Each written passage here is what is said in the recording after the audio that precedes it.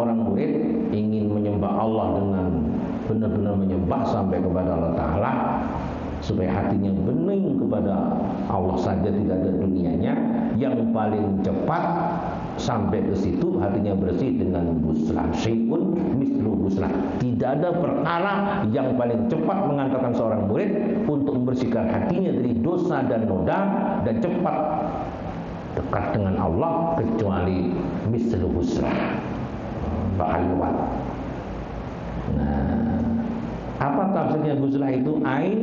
Iktizalin anin nasi, yaitu menghindari masyarakat. Jadi tafsirnya iktizalin itu maknanya menghindari anin nasi, dari manusia. Jadi ulama-ulama itu Pak beruslah dulu hari mau bukti kan? Kanjeng Nabi itu uslah di Gua Hira berapa tahun itu? 15 tahun sih itu ada yang katakan. Jadi Nabi itu pada masa mudanya itu sehingga sampai kuat mendapat wahyu Iqra, uslah. Uslahnya itu beliau 15 tahun. Ujarnya Gus Muafik 15 tahun. Kemudian Syekh Abdul Qadir tahu ya? Buka. Syekh Abdul Qadir usrahnya berapa tahun, Ben? Selawe tahun di gurun Sahara Irak. Sampai di Wisya takutan. Syekh Abdul Qadir itu selawe tahun.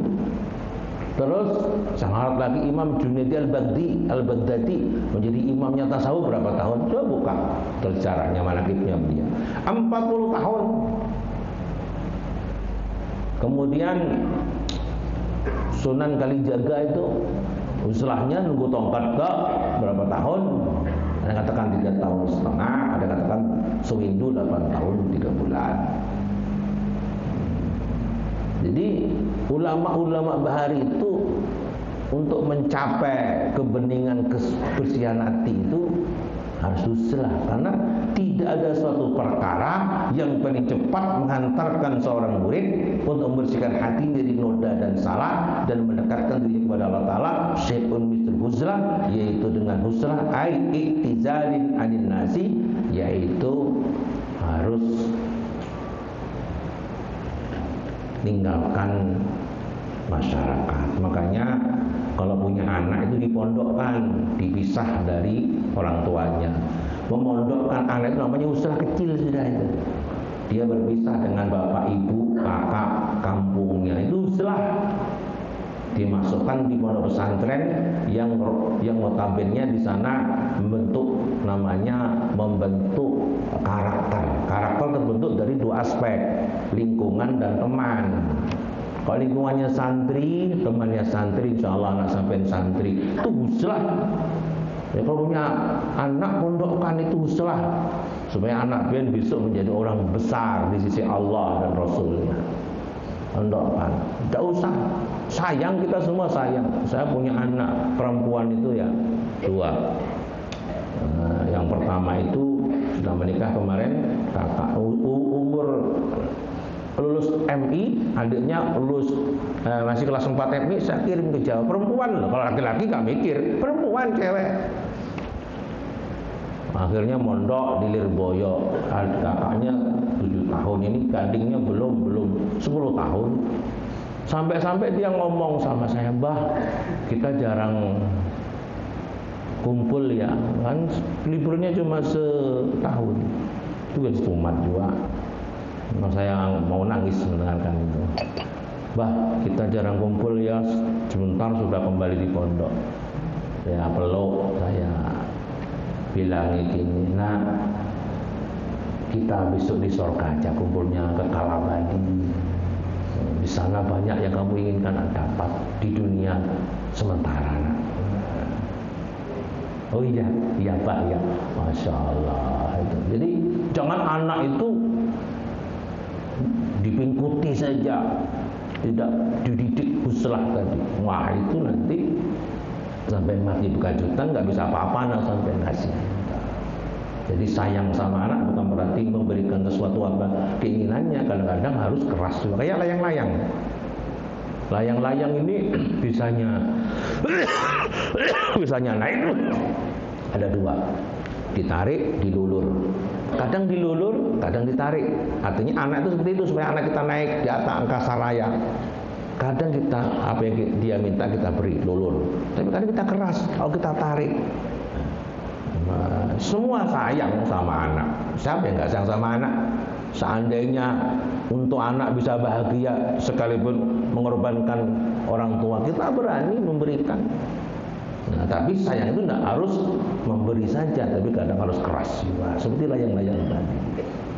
Ya, pahamlah. Jadi uslah ini adalah ulama-ulama bahari, yaitu tidak bisa jadi orang uslah kalau belum uslah. Karena itu persyaratannya awal. Dia Nabi Muhammad uslah dulu. Saya pernah di Gua Hirahnya itu. Saya sedihnya apa? Saya naik sekali aja kapok. Yang saya pikirkan kayak apa? Siti Khadijah usia sudah sepuh tua. Sekarang jalannya bagus. Zaman tahun dulu kayak apa jalannya?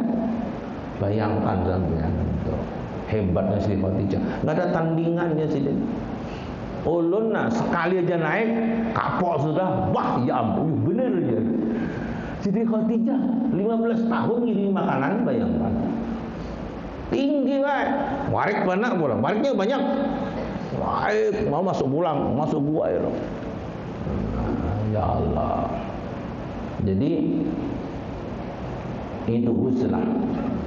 Kalau kita belum uslah, tidak bisa uslah karena keadaan, ya cintailah orang-orang alim yang sudah uslah. Kita nggak punya mobil, cintai yang punya mobil. Cintailah. Nah, kemudian jadi syai'un mislu uslatin ai i'tizalin 'anil nasi.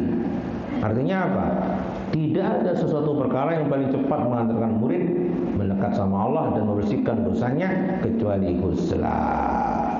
Kemudian beliau mengatakan, yadkhulu biha maidana fikratin. Nah ini. Kenapa kau dianjurkan huslah? Karena kalau sudah yadkhulu masuk biha dengan huslah tadi, maidanan fikratin. Pikiran itu seperti luas. Sampai terangkan sarahnya ain. Fikratin syabihatin bil maidani litaraddudil qalbi fiha kataruddudil khuyuli fil maidani. Nah ini maksudnya gini Pak. Pikiran seperti kuda liar. Saya ulangi. Pikiran seperti kuda liar. Kalau kuda liarnya diletakkan di kandang, hamuk punya. Tapi kalau pikirannya diletakkan di tempat lapangan yang luas, nggak bisa leluasa. Artinya apa? Ketika pikiran kita itu berada di tempat dunia masyarakat saja, pikiran kita seperti kuda liar di kandang, hamok, itu aja. Tapi ketika sudah di tempat huslah, pikirannya ini pecah. Makanya biar ini ujar guruku lah. Huslah itu nggak harus dia mulia, nggak harus di gunung, nggak ada. Dengarkan lain lah. Enaknya punya guru ya. Kalau saya dulu nafsiri huslah itu harus di gunung, di gurun pasir, gurun pahara. Ternyata guruku memberi solusi. Nah harus di gunung huslah itu. Di mana guru? Ujarnya guru, tengah malam ikan bangun, lainnya guring, ikan bangun. Nah itu huslah tak masuk tak. Disitulah tempatnya nanti berpikir. Ulun bangun dua bahaya tapi bekami aja. Nah iya. Bangun ulun tiap malam bangun tapi bekami. Makanya bilang di sini. Jadi salah satu solusi huslah yang tingkat awal lah, ibtidah lah, yaitu bangun malam. sendirian dan guring. Kalau bisa di musola atau di langgar tempat, cari tempat sunyi sendirian, mikir tafakur. Nah, tujuannya gitu supaya pikiran itu pecah.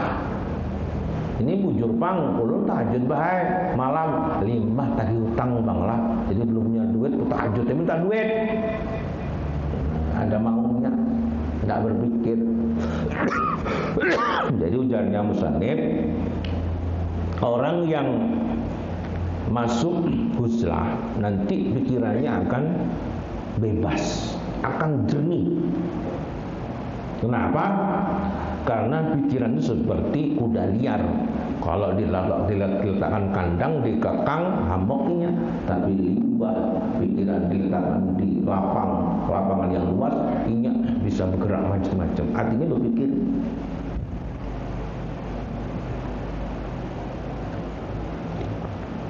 Harimau itu kalau harimau sirkus itu, dia dimakani, diumpani.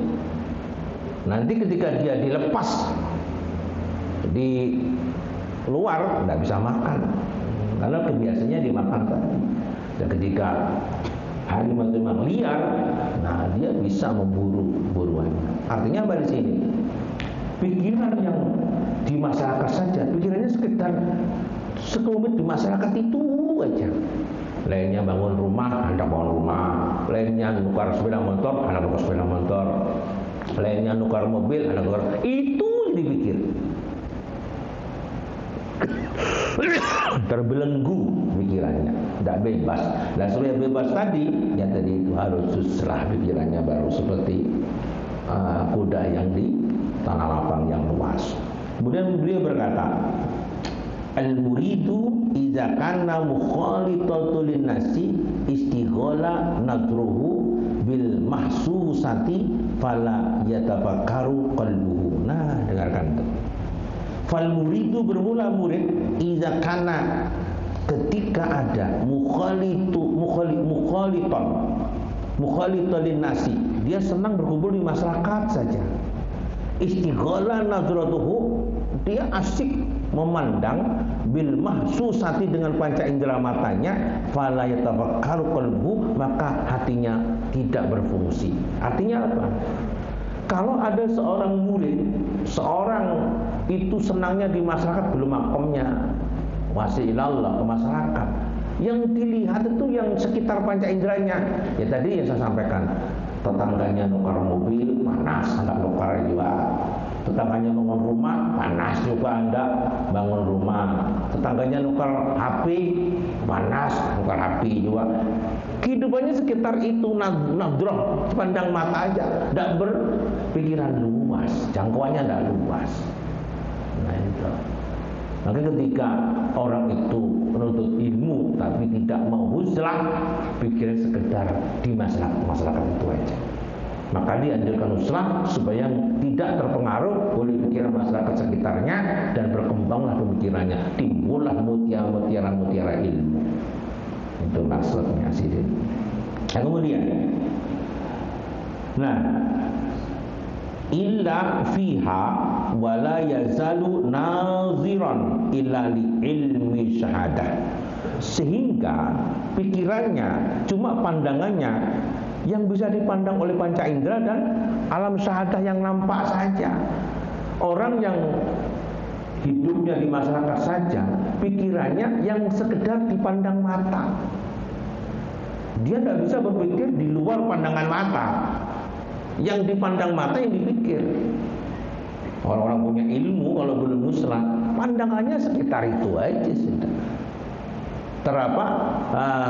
Terobsesi tiap hari ya masalah dunia itu aja.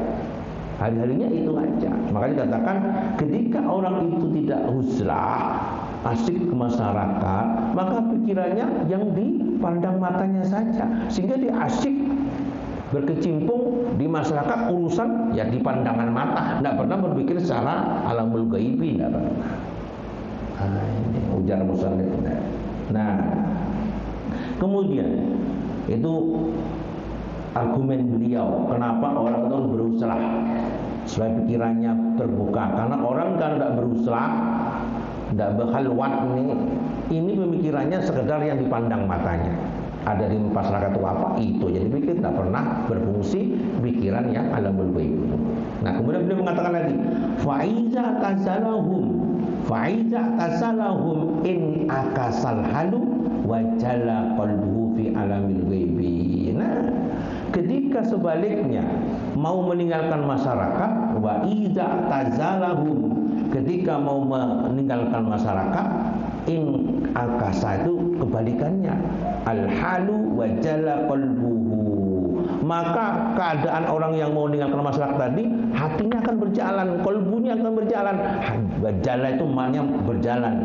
Kalau al halu tingkahnya, otaknya berjalan berpikir, iyalah hidup ini sementara, apa yang ku bawa bakal mati, aku kayak tumbang-tumbang jadi duit, mati nak, diambil bini, diambil anak, mun Allahumma hauli mengkata mati aku, mun bini minta ini ku berikan, minta sepeda motor ku berikan, mobil ku berikan, rumah ku bangunkan, lima aku mati kawin lagi, kayak apa kok? Nah, berpikir Bimba sudah mau luat beusrah, mau kata pina mengobrolkan hajatnya anak, bini, macam-macam keluarga, hari-hari itu aja, tidak berjalan otaknya. Tapi ketika mau berusrah, maka akan dikatakan in akasal halu wajala qalbuhu fil alamil ghaib. Nah, barulah muncul. Kita ini Pak, ada dua nih ya. Tubuh kita ada dua, jasmani sama rohani. Mau tibian, mengguring mau. Biar guring jam 7, jam 8, 9 guring. Limba itu bangun subuh kemana Bian? Gak tahu Gus. Nah, gak tahu guru. Itu gaib, itu roh. Bangun-bangun subuh sudah. Padahal berapa jam kemana Bian? Gak tahu. Nah, itu gaib. Itu bisa Bian lacak, bisa sampai dapat itu. Kalau Bian belajar gaib tadi. Gaib bisa belajar, berkhaluan, berpikir, diasah. Makanya ada orang yang kasab karena itu diasah batinnya. Ini karena mata yang dia apa yang kelihatan mata, ini ingin mata dipenuhinya, ya itu aja. Rohnya nangis. Kayak mobil itu ada dua, ada bodi sama mesin. Mesin di dalam, bodi di luar. Bodi sampai itu mesinnya mau bodinya itu bodinya mobil, hati sampai itu ya mesin. Saya itu pernah waktu itu punya sepeda motor hanyar. Sepeda motor saya itu waktu nggak salah Grand hanyar.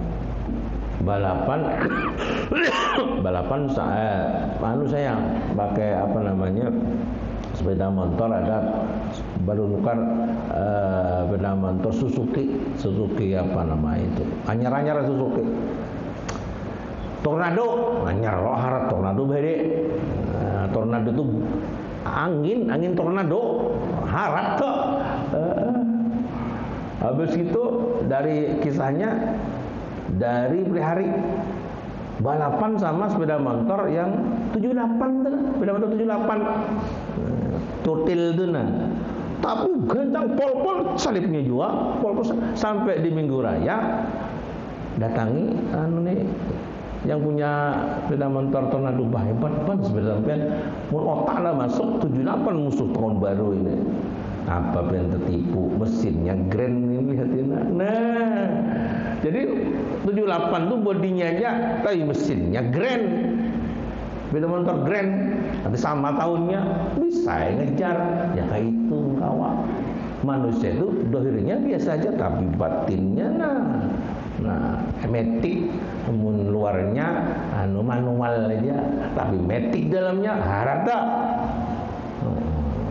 Mengkawa metik luar dalam, kalau kawa metik dalamnya. Nah, itu. Jadi Bapak Ibu yang saya hormati, itu dikatakan oleh musannif, kalau mau berkembang ruh sampean paham alamul ghaib, diasah dengan halwat dan pikiran. Maka main tuh timbullah ilmu-ilmu mutiara yang pengen paham. Makanya pian nggak apa-apa nukar aja tanah di padang-padang yang jauh, enak, buat muslah enak. Nah, buat mana apa getah, bakal sawit kah getah lah, kawai di bangun apa kah. Nah itu. Nah kemudian tapi berilmu lah, karena berhalwat bawa HP, bawa bejijer, karena berwerung, lain buslah berwerung. Anda kemana ikan bawa pickup, ada uslah, tapi di dalam pickup bejijer ada, HP ada, apa nama anten ada, TV ada juga. Itu lain buslah, karena berwarung berpindahan ya.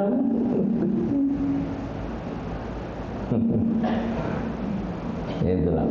Kemudian waqad ja'a fil khabari, dan sungguh-sungguh telah datang satu hadis, dengarkan.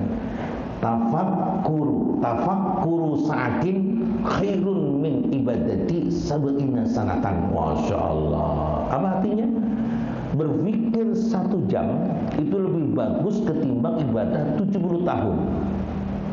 Waqad ja'a fil khabari, telah sungguh-sungguh datang dalam satu hadis yang sahih, tafakkuru sa'atin khairun min ibadati sab'ina sanatan. Bertafakur 1 jam itu lebih afdal ketimbang beribadah sunnah 70 tahun. Siangnya puasa, malamnya tahajud. Nah, tafakur. Makanya tafakur ini nggak harus bauslah juga ada. Malam hari pian buat kopi. Nah, kopi cap kapal api kah? Atau kopi yang asli dari mana ini, Binwang. Itu Sungkai, ada kalau kopi asli Sungkai. Halo, yang nggak tujuh rokok, siapkan Marlboro. Rokoknya Marlboro, siapkan. Nah, terus itu mengkawat wudu. Kalau wudu ada masalah, bagus wudu bang. Terus itu yang sunnah, kalau duduk aja sudah. Terus itu cocol Marlboro-nya, tong kopi minum. Ilah, aku ini bungul juga, rezeki banyak, sembahyang ada juga, jarang ngaji ada, dolim aku nak, bopul pulang, kopi pulang. Ingat berpikir masalah agama, masalah akhirat, minum kopi sama berokok Marlboro tadi 1 jam, ini kayak ibadah 70 tahun. Ini kan enggak malam tafakur juga bang, lain Nabi juga. Kayak apa dapat duit banyak ini, full. Usaha ini bangkrut, kurang 1. Mengayaman belum, aku coba kayak enak, full pulang minum kopi. Ini lain tafakur, ini cari duit. Atau yang parah buahnya. Merokok siapa juga, aku pikir supaya dapat ajil bungas. Nah, kayak apa aku dapat ajil bungas? Aku pikir semalaman, itu maksiat ngarannya. Ada yang kurang bermanfaat. Jadi apa namanya?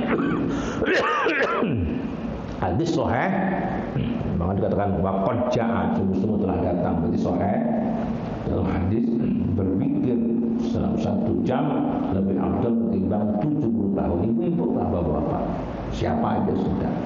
Tapi kalau sampai berkhalwat, berpikir terus 1 jamnya segitu, siangnya tahajud, siangnya puasa, malamnya tahajud 70 tahun. Kalau berapa jam, 2 jam, 3 jam, ngalikan aja. Maka inilah pahala yang besar ini bikin Allah buka pikiran-pikiran yang jernih.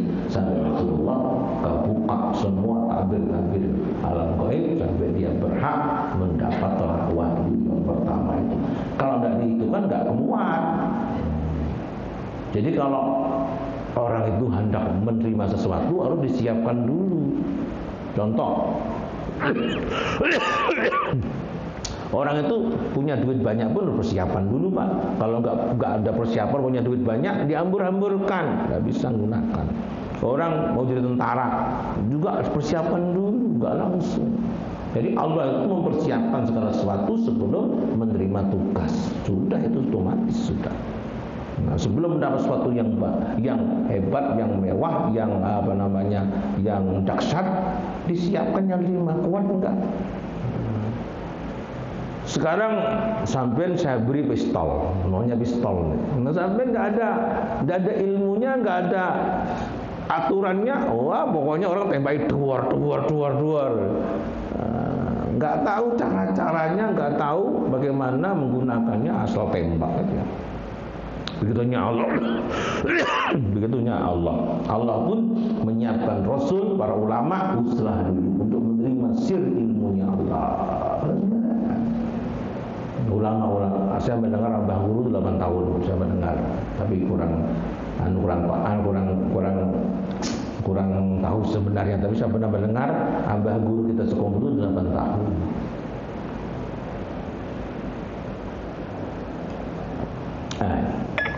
Kemudian kita lanjutkan. Jadi berpikir 1 jam itu lebih afdal ketimbang ibadah sunnah. Jadi min ibadati ai sunnah sabiina sanatan. Ibadah sunnah 70 tahun. Nah, sulit Pak. Puasa sehari aja ngalih bener, apalagi 70 tahun. Tahajud pulang. Nah itu.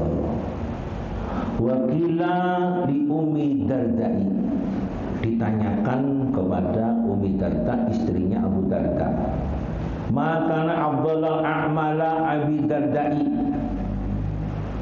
Hai Ummi Dardai, istrinya Abu Darda, emangnya amalan apa yang paling utama, paling disukai, paling menjadi andalan Abu Darda? Tahu sama Abu Darda?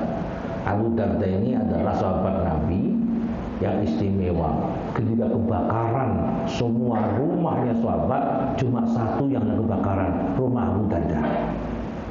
Karena orangnya itu hebat, sehingga banyak sahabat itu cinta sama beliau, sampai menanyakan istrinya, kok bisa mendapat keistimewaan itu, emangnya amalannya apa, sehingga menjadi sahabat yang dicintai Nabi dan dicintai sahabat yang lainnya.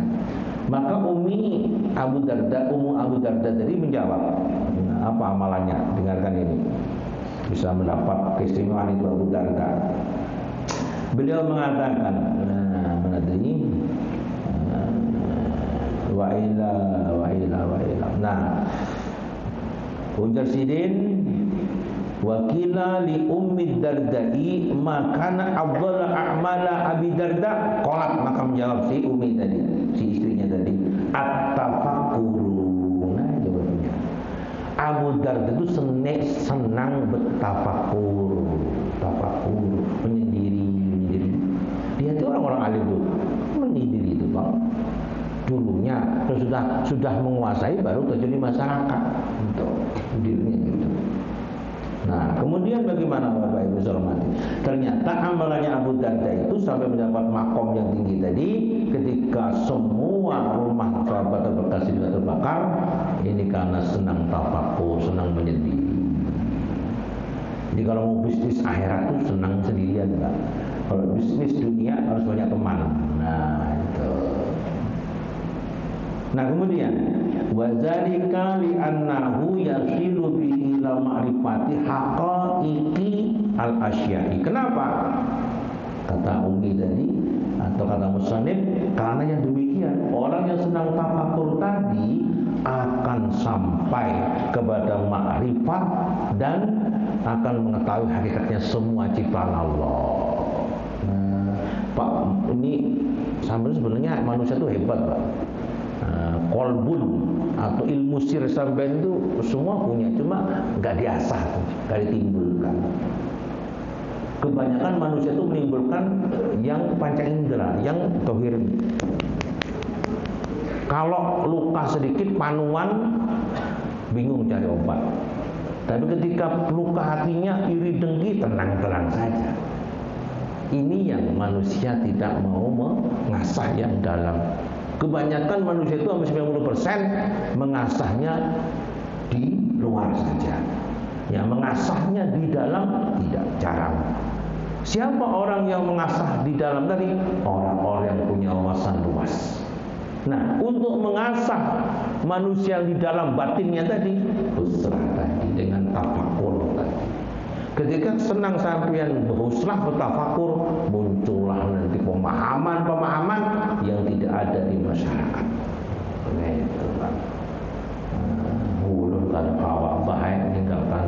nah itu Pak. Kalau kawa bahaya ninggalkan anak, nah itu Pak. Belum kada kawa bahaya ninggalkan kerjaan, nah itu. Selamanya itu puntal-puntal di situ itu